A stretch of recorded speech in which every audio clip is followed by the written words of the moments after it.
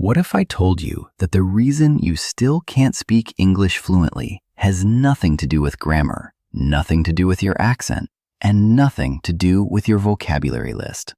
What if the real secret is hidden inside something you do every single morning without even thinking about it?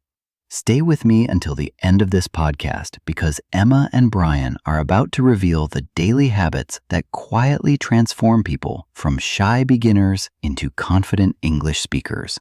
And trust me, by the time we finish, you'll see your own routine in a completely different way.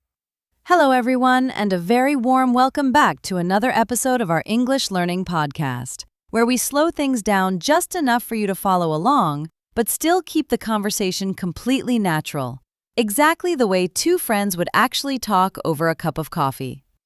My name is Emma. I'm absolutely delighted to be here with you today, and as always, I'm joined by my wonderful co-host, who has somehow managed to show up on time for once in his life. Oh, that's a brutal way to start the show, Emma. Honestly, I was expecting something a little kinder after the long week we've both had. But I suppose that's the price you pay when you work with someone who keeps track of every single minute. Hello to all of you out there. My name is Brian, and today we're going to dive into a topic that sounds simple on the surface, but is actually one of the most powerful tools you have as an English learner: your daily habits and routines. That's right, and before we go any further, I want to highlight something really important for our listeners, because a lot of people use the words habit and routine as if they mean exactly the same thing. But they actually carry slightly different meanings that are worth understanding. A routine is a sequence of actions you do regularly, usually in the same order, like waking up, brushing your teeth, making coffee, and checking your phone, while a habit is a single behavior that has become so automatic you barely notice you're doing it anymore. That's a beautiful distinction, Emma, and I think it's going to set the tone for everything we discuss today. Because once you understand that habits are the building blocks and routines are the bigger picture, you can start to design your day in a way that actually supports your English learning instead of working against it. So, with that in mind, let's jump straight into the morning, because that's where most of our daily patterns begin. Brian, I'm going to put you on the spot right away, because I've always been curious about this. Are you the kind of person who jumps out of bed the moment the alarm rings? Or are you one of those people who hits the snooze button 5 or 6 times before finally crawling out from under the blanket? Oh, Emma, I'm absolutely guilty of being a snooze button addict, and I'm not even ashamed to admit it on a public podcast, because I think a huge percentage of our listeners can probably relate to that feeling of pressing the button just to get 9 more minutes of precious sleep. By the way, for anyone who's hearing that expression for the first time, to hit the snooze button means to press the button on your alarm clock that delays it for a short time. And we also use it figuratively to talk about postponing anything difficult that we don't want to face yet.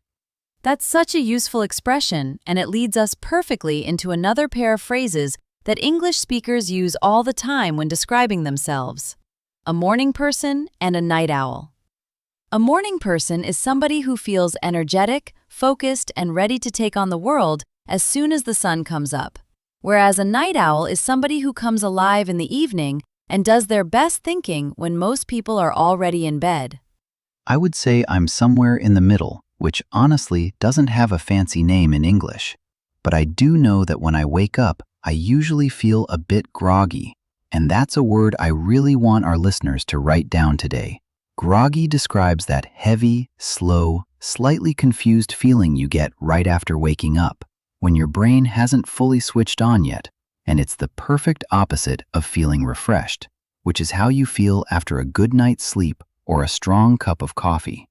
And speaking of coffee, this is such a universal part of so many people's mornings, isn't it? In English, we often say things like, "I can't function without my morning coffee," or "I need to grab a bite before I head out." And that little phrase, "to grab a bite," simply means to eat something quickly, usually because you're busy or in a hurry, which honestly describes most of our weekday mornings. Exactly. And I want to add another expression that fits perfectly here, which is to be in a rush or to be running late. because these are phrases you'll hear constantly in everyday English conversation. If you say, "I'm running late," it means you should already be somewhere, but you're not. And if you say, "I'm in a rush," it means you're doing everything quickly because you don't have enough time. Now let's move into the middle part of the day, because once we leave the house, we usually have to commute to work or school. And to commute is the verb we use for that daily journey between home and your workplace. The noun is commute, so you can say, "I have a long commute," meaning the trip itself takes a lot of time. And many English learners actually use this time on the bus or train to listen to podcasts exactly like this one. That's such a smart use of time, Emma. And it brings me to a topic that I think is really important for everybody who wants to improve their English. And that is the concept of productivity. Being productive means getting a lot of meaningful work done in a reasonable amount of time. And the opposite of being productive is procrastinating, which is a word I want everyone to learn today because it describes something we all do far too often. Yes, please tell our listeners more about this word, because I think procrastination is the silent enemy of every language learner in the world. Absolutely. And the verb to procrastinate means to keep delaying something you should be doing, usually because it feels boring, difficult, or overwhelming. So instead of studying English, you find yourself scrolling through social media, watching random videos, or suddenly deciding that this is the perfect moment to clean your entire kitchen. We've all been there, and the trick to beating procrastination is not motivation, but rather building small, consistent habits that don't depend on how you feel in the moment. That's such an important point, and it connects beautifully to another expression I want to teach today, which is to stick to something. When you stick to a routine, a plan, or a habit, it means you continue doing it consistently even when it becomes difficult or boring.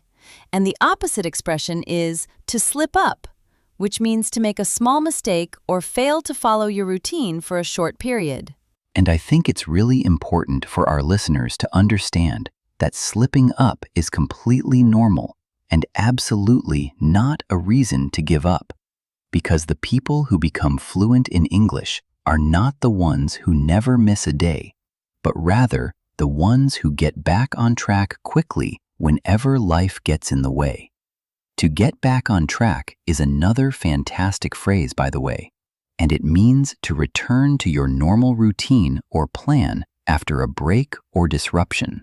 Brian, I want to ask you something that I know our listeners are dying to know. What are the actual daily habits that make the biggest difference for somebody who's trying to improve their English from intermediate to advanced level? That's a fantastic question, Emma, and I want to answer it honestly, because there's a lot of bad advice floating around the internet about language learning. The single most powerful habit, in my opinion, is what we call immersion, which means surrounding yourself with English in small, consistent ways throughout your entire day, instead of sitting down for one massive 3-hour study session once a week and then doing nothing for the next 6 days. That's such a crucial point.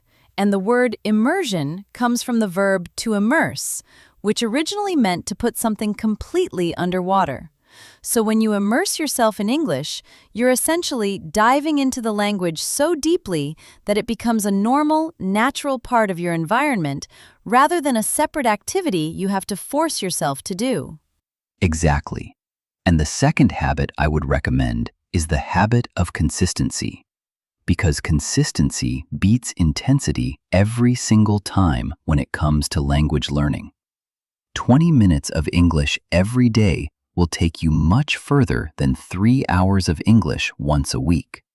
And the reason for this is that your brain needs frequent, repeated exposure in order to build strong connections between words, sounds, and meanings. And I want to add one more habit to this list, which is the habit of reviewing what you've already learned. Because so many learners are obsessed with collecting new vocabulary every single day without ever going back to revisit the words they studied last week. The verb to review means to study or look at something again in order to refresh your memory. And without regular review, even the most beautiful vocabulary lists will simply fade away from your memory like footprints in the sand. That's such a poetic comparison, Emma. And it leads me to another expression that's perfect for today's episode, which is to be in a rut. When you say you're in a rut, it means you feel stuck in a boring, repetitive pattern where nothing seems to be changing or improving. And many English learners hit this point after a few months of study when they feel like their progress has completely stopped. And the way to get out of a rut is to change something small in your routine, not to throw the whole thing away and start from zero. Maybe you switch from textbooks to podcasts. Maybe you start watching a new TV show in English. Or maybe you join an online community where you can practice speaking with real people. Because the smallest change in your routine can sometimes spark the biggest jump in your motivation. Now let's talk about the evening, because the way you end your day is just as important as the way you begin it. And this is where the phrasal verb to wind down becomes really useful. To wind down means to slowly relax and calm yourself after a busy or stressful day. So you might wind down by reading a book, taking a hot shower, or watching something light on television before bed. And there's a beautiful synonym for this expression, which is to unwind. And these two phrases are almost interchangeable in everyday English. So you can say either, I need to wind down, or I need to unwind. And both will sound perfectly natural to a native speaker. Another related expression is to recharge, which originally referred to recharging a battery, but is now used very commonly to describe how human beings restore their energy after being tired or drained. I love how naturally these expressions flow into each other. And I think one habit that has personally changed my life is the habit of reading something in English for just 15 minutes before bed, because it's a low-pressure, low-stress activity that exposes my brain to natural English sentences right before I fall asleep. And there's actually scientific research suggesting that your brain processes information during sleep, which means that bedtime reading might be one of the most underrated learning habits out there. That's such a smart strategy. And I would add that listening to a podcast like ours while you're getting ready for bed is another wonderful way to fit English into your evening routine without making it feel like work. Because the goal is not to study harder, but to learn smarter. And smart learners are the ones who make English a natural part of their daily life instead of treating it like a chore. Emma, before we wrap up today's episode, I think we need to address something that every single one of our listeners has struggled with at some point, and that is the painful process of breaking a bad habit. To break a habit means to successfully stop doing something you've been doing automatically for a long time. And it's much harder than people think because habits are wired deeply into our brains. Absolutely. And there's a wonderful expression we use for this, which is, old habits die hard. And this idiom means that it's really difficult to change behaviors you've been doing for many years, because your brain has built strong pathways around those actions and prefers to take the easy, familiar route rather than the new, uncomfortable one. And the secret to breaking a bad habit, according to most psychologists, is not to focus on stopping the old behavior, but rather to replace it with a new one. Because your brain doesn't like empty spaces and will always look for something to fill the gap. So, for example, instead of trying to stop scrolling on your phone for an hour every evening, you could replace that scrolling habit with reading an English book or listening to an English podcast.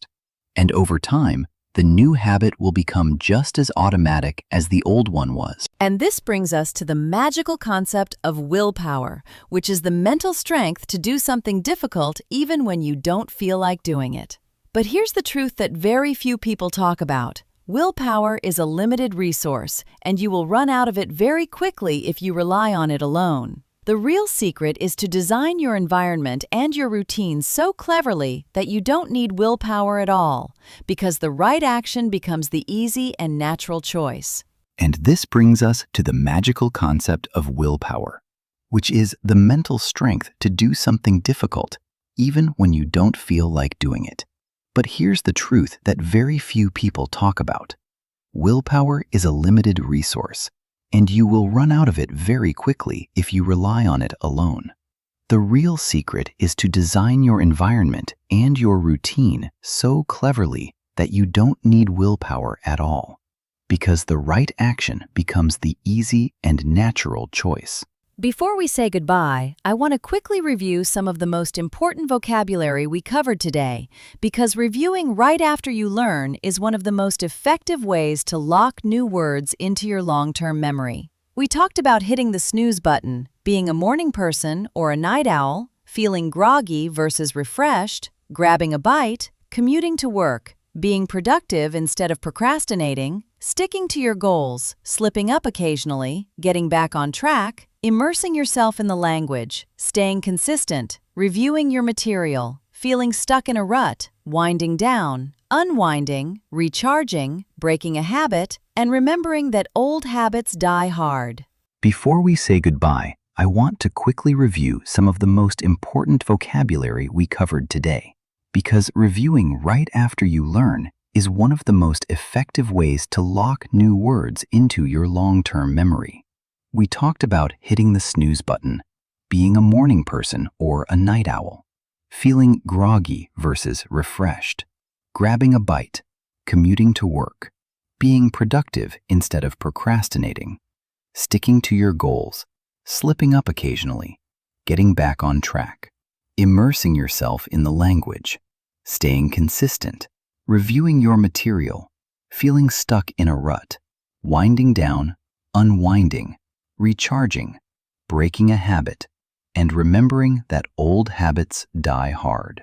And if you've made it all the way to the end of this episode, I want you to know how genuinely proud we are of you, because the fact that you stayed and listened to a long English conversation from beginning to end already proves that you have the patience, the discipline, and the consistency required to become fluent. Please don't underestimate what you just did today, because most people give up after the first 5 minutes. But you didn't, and that says everything about your potential. Thank you so much for spending this time with us. Please remember to subscribe to the channel if you found this episode helpful. Leave a comment telling us which expression was your favorite, and let us know in the comments what topic you'd like us to cover in the next episode, because we genuinely read every single message you send us. Until next time, take care of yourselves, keep practicing every single day, and remember that fluency is not a destination, but a beautiful, lifelong journey. Thank you so much for spending this time with us. Please remember to subscribe to the channel if you found this episode helpful, leave a comment telling us which expression was your favorite, and let us know in the comments what topic you'd like us to cover in the next episode, because we genuinely read every single message you send us. Until next time, take care of yourselves, keep practicing every single day, and remember that fluency is not a destination, but a beautiful, lifelong journey.